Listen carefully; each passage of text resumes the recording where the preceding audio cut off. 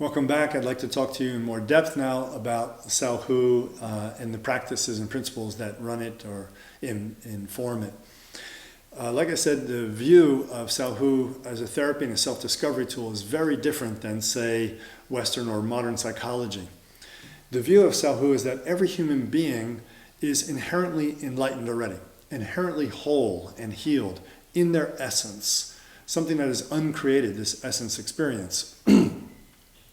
Through Sauhu, what we're trying to do is strip away the accretion of conditioning and negative karmas to release that whole, healthy human being in its enlightened capacities.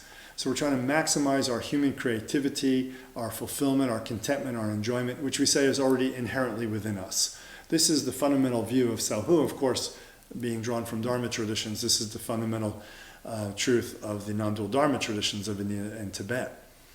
There was also a very important principle in Sauhu that all of the pathology that we can express of our emotions and our mind and so on really are on a spectrum. It's not that we're healed and then we're sick, and then we're healed and then we're sick, or we're sick forever and we can never get healed. It's a very different understanding in Sauhu. In Sauhu, we understand that all human beings present a huge array of capacities, let's call them aspects of our personality and our energy, that can be laid along the spectrum of pathology and ultimate creative human potential or health or enlightenment, whatever you want to call it. So if we understand that all of us are laid across this spectrum and we move along this spectrum frequently, sometimes even within the same day, between relative pathology or relative, what we'd call, say, delusion or something like this, into more clarity and reality and health and so forth. It's a very holistic way of understanding the human being. We're very malleable, and this is one of the principles in Sauhu. So we have the principle that everyone is at essence enlightened and whole and really self-possessed, and we just accumulate karma and negative conditioning, which brings us out of that experience. The second great principle of Sauhu is that we are all placed along this spectrum of pathology. We're all vulnerable to moving into pathological expressions of our activity, our emotion, our sensations, our mind, and so forth at times. And in that way, there is no clear black and white between unhealthy and healthy. This gives a human being a lot more workable way, a workable position to come from. Not being, say, labeled and diagnosed as having such and such illness, and then you have to work yourself out of it and so on. Very different than a modern Western psychological framework of diagnosis and treatment. The other thing, another great principle that Sauhu is resting upon is the karma theory. You know, human beings come into this world already preconditioned. We're not tabula rasa, we're not a clear slate when we're born. Anyone who has children can tell you this. You can see that the kids come out with their own agenda as well as picking up conditioning along the way. Nature and nurture both come together. This is a clear principle in Sauhu. And we also want to be able to address that in the person's therapy or in the self-discovery phase. Everybody has a certain predilection, a certain destiny that also is formed by their environment and by their conditioning. But there's an inborn seed of that destiny in every human being.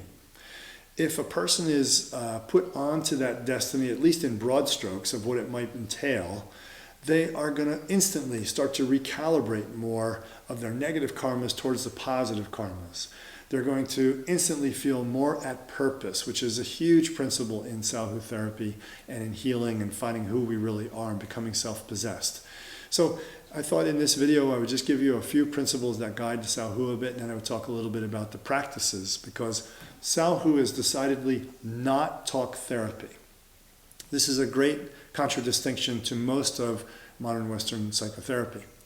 Sauhu is very much concerned with the client doing the practices themselves, doing the exercises of awareness, of energy, of body, etc., to feel their innate sense of wholeness, to begin to have the sense that there is a separation that they can create between the usual pathological conditioning which they've accumulated and who they really are in their essence.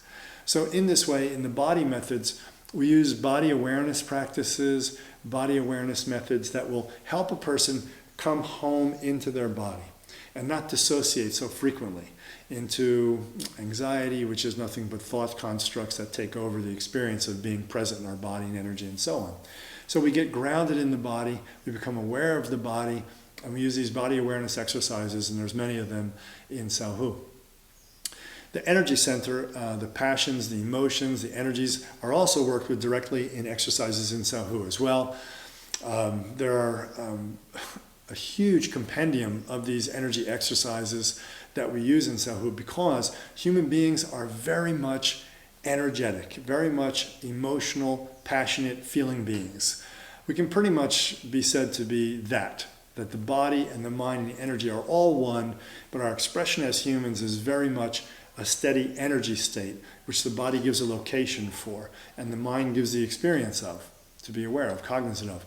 So the energy or the emotion or passions of a human being is very much in the forefront of Sauhu Therapy. Of course, being drawn on Dharma tradition has yoga for body practice, and it has different energetic practices to deal with our emotions and passions, so that's why this is part of Sauhu. So in Sauhu, we use many specific exercises to become aware of our energy state, to become aware of our emotions, to become aware of our passions, and to learn to use them, to transform them and use them in the pursuit of enlivening our passion in life, enlivening our purpose in life.